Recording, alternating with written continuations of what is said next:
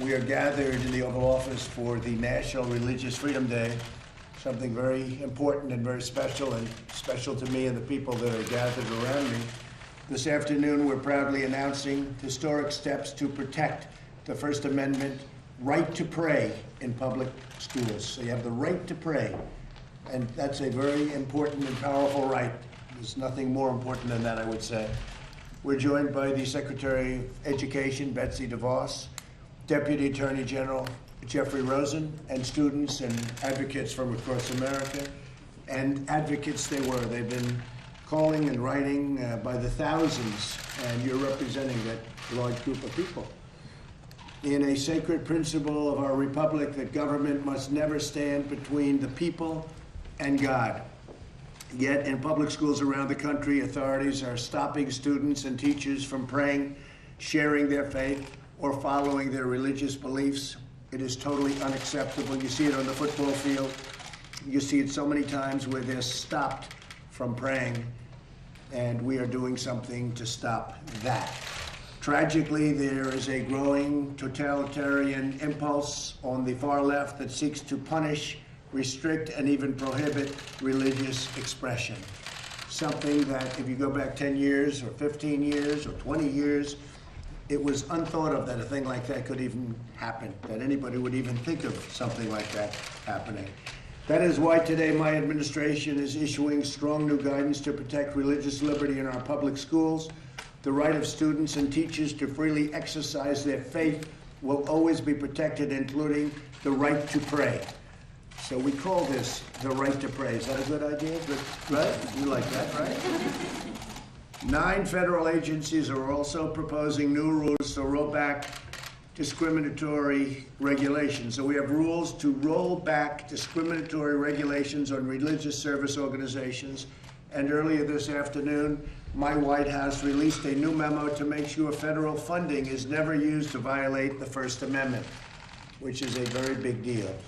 With us today is Hannah Allen, a high school freshman from Texas. Hannah, would you tell us what happened at your school with respect to you and prayer? Hannah? Thank you. Right. So, me and a group of students from my school wanted to pray for a former classmate's brother who had got hurt in an accident. After the prayer, our principal told us, "Don't do that again." So the next day, parents had called and complained. He told us that we could pray, but he said we had to hide in the gym or behind a curtain or somewhere away from everyone else. And I know that if this can happen in a small town in Texas, it can happen anywhere across America. And that's not right. No one should feel ashamed of their faith, especially in a school or anywhere. Well, what ultimately happened? How was that resolved? So we got with First Liberty. They've been amazing. They supported us the whole way. And they sent the school a letter, and the school complied with the letter and changed it. And now you're able to do that? We are. Good. Well, now it's going to be much easier yet. Okay? All right? Thank you, darling. That was beautiful. Thank you very much. We're also joined by Marilyn Rames, a former teacher and the founder of Teachers Who Pray. Marilyn, if you could let us know. Well, good. Thank you very much. Maybe you give us a little bit about what happened. Yeah, so thank you. I'm Marilyn Rames. I'm the founder and president of Teachers Who Pray. And I founded Teachers Who Pray because I, as a teacher, believe in the beauty of every child and the unlimited potential that resides within. However, the students that I was getting weren't set up for success because they were so significantly behind grade level. And I taught in Chicago Public Schools for 14 years, and during that time we were losing students every year to gun violence. At one year it was like 32 students getting killed, and I was overwhelmed with the heaviness of the work. So I thought about quitting, and I decided not to. I was going to fight, and I was going to pray and uplift my spirit so that I can do the job that I knew God had called me to do. So I began praying with other teachers in the building who were like-minded, and we really support each other, built community, built more hope, built more joy in the work, despite it being so difficult. And we grew. Like right now, there's over 150 chapters of Teachers Who Pray, because teachers need that spiritual support and guidance. And today, I believe it's super important, because there is a myth out there that what Teachers Who Pray does and other organizations do for teachers' spiritual wealth is not legal, and it absolutely is. And I'm here to tell teachers that we need to pray. If you're of faith, we need to pray. We need to buckle up and just do what we have to do for our kids, because they need us and they're dependent on us. And if we're not strong, we can't make them strong. So that's why I'm here. That was really beautifully said. Thank you very much. That's beautiful. Thanks, Meryl. So while I'm president, which will be hopefully for 5 years, and I don't know, maybe we'll work on, the media will work on a major extension of that. Right? But we will not let anyone push God from the public square. We will uphold religious liberty for all. And I want to thank you all, and God bless you all for being here. It's a great time in our country. We're doing things that nobody thought were possible. I'd like to ask, if I might, Secretary DeVos and Deputy Attorney General Rosen to say a few words about our actions, if you don't mind. Please. Thank you, Mr. President. Go ahead, Betsy, please.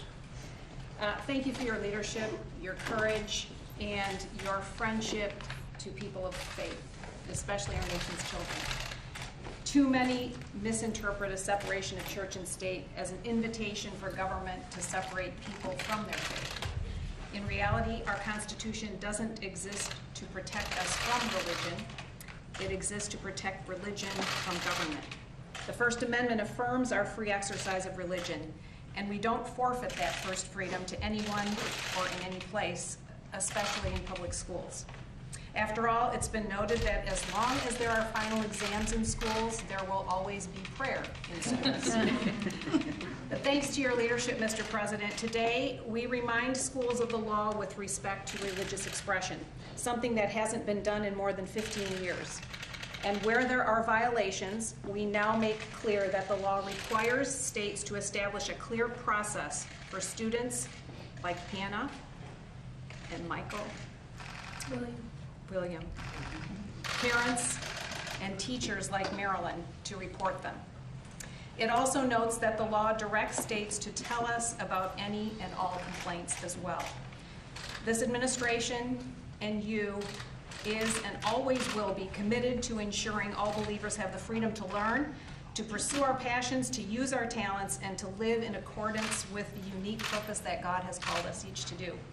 If we embrace that freedom, our faith will be a light no darkness can overcome. Thank you again, Mr. President. Thank you very much. Beautiful. Thank you, Betsy, very much. Jeff? Well, thank you, Mr. President, and thank you for your leadership on this really critical issue. There are the fundamental freedom that you've been supporting of Americans to practice their faith is so important, is so appreciated by millions and millions of Americans. And at the Department of Justice, we remain firmly committed to enforcing Americans' constitutional rights, including this one. And so that's part of why I'm very honored and privileged to be a part of today's announcement on the new guidance document about prayer in school. I think sometimes people don't appreciate that there are many, many Americans who feel called to pray during the day, and our First Amendment to our Constitution protects that. And sometimes I think there's a confusion about this issue as to whether it's trying to force people to pray who don't want to. But that's not what this is about. This is about protecting the rights of those who do to have the liberty to do that on school grounds. And that is protected by the First Amendment. So today's guidance reaffirms and clarifies and spells out for Americans what that freedom is with regards to prayer and religious expression. And I really think that the courage of people of faith, such as the folks we have here today, is really a reminder of how important our constitutional liberties are and of the great action that your administration is taking to ensure that they remain legally protected. And so again, Mr. President, I thank you and Secretary DeVos and the whole administration for the efforts to make this happen. Very good job. Thank you very much, Jeff. Paula, would you like to say something? Go ahead. Yes, sir. It's such an honor to stand here with you, President Trump, and with this amazing team and the policy and everyone who has made this. This is a huge thing. So we said it is a constitutional right, a First Amendment right. And President, you continue to be such a fighter for people's freedoms, for their liberties. As you often say, we worship God, not government. Perceived and perception has often been people have been bullied, harassed, stopped from practicing their faith. You have so many people that have walked out here very brave with horrific stories of being persecuted because they simply wanted to pray. And prayer, as we know, makes a huge difference. So thank you for standing Thank you for very all much. religious liberties. That's great. Thank you very much. Would anybody like to say anything? Go ahead. Can I tell my story? Yes, go ahead. Go ahead. So it all started when I walked in the classroom. It was Ash Wednesday, and I had my ashes on my forehead. And all the kids in the classroom was like, "Is that dirt on your forehead?" Because they don't know, because I'm Catholic and they were all Mormon. So, because I was like, I was like the only Catholic in that school. So then the teacher came up and like, "It's unacceptable. Wipe it off." And I told her 4 times, and she didn't listen, and she made me wipe it off in front of all the kids. Wow. That's my story. So thank you, Mr. Well, it's not going to be happening anymore, okay? Thank you, Mr. President. All right? I just don't want anyone to feel like that. That's a beautiful story, well told, because it sets such a good plate out there for people. I mean, you hear a story like that, such a shocking, Jeff, that's a shocking story, right? You were the only Catholic in the school, Well, I think there's one more. but they didn't have any idea what was, and the teacher did not treat you properly. Okay. We're changing that, okay? Nice job. Come here. Anybody over here? Anybody? Sure. Mr. President, thank you so much for the opportunity to be in the Oval Office. So much history has taken place here. It's surreal. Thank you, sir. My name is Chase Windebank. I started a small group of students praying in high school during a free period. And by my senior year, it had grown to a community of 90 students, and it was so encouraging. But later in the senior year, the administration wound up banning us from praying during school hours, not even during lunch. And so I remember thinking I didn't want to file a lawsuit at all, but after many meetings unsuccessful with the administration, I wound up realizing it was the only way to secure future students' rights to pray. And so thank you, sir, that now I get to have the opportunity to tell students to live out their faith in big and small ways in the future. And you guys are making sure that the founding fathers are living on in our nation. So thank you, sir, very much. Thank you very much. Thank you, It's sir. very nice. Yes. I pray 5 times a day. Oh, my name is Malaki Jazz. I pray 5 times a day, and I had to pray at lunch. And I would bring the hijab to cover my hair, and kids would make fun of me, harass me, and attack me. And I would tell the principal, and the principal actually blamed everything on me at the end. Me and my mom complained so many times, and I didn't have a good education at the end. So, yeah, everything was blamed on me. And we're going to take care of it, right? Yeah. Thank you, Tom. Thank you. Beautiful. Thank you very much. Okay, well, I want to thank everybody for being here. Did I hear somebody else? Yes, please, go ahead. Hi, my name is Ariana Hoplin. I'm a high school student in South Florida. And in my middle school, I was the only Jewish person. And I was very open with my religion. I would announce when I had Shabbat plans, which is a day of prayer and rest.